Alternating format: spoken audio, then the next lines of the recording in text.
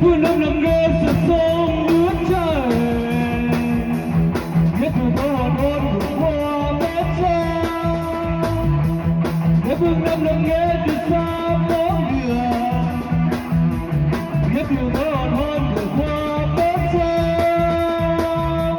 Nghe phương Nam bùng lên mây bay khói tỏa vì hòn đá là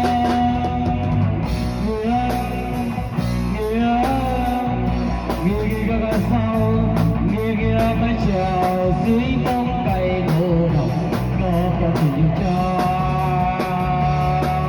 có hai người hò nhau cất cất cất con đường ngàn năm xưa nhớ năm nước có bao bài ca tình yêu mưa ô để anh đón bàn.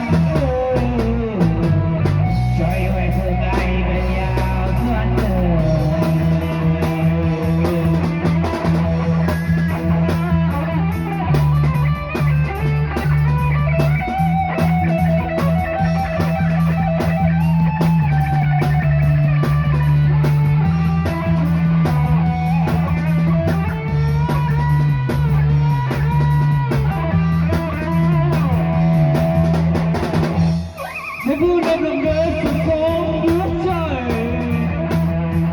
nghe mùa tới hò hôn của hoa bét sông. Nghe phương Nam nằm nghe từ xa bóng ngựa, nghe từ tao hò hôn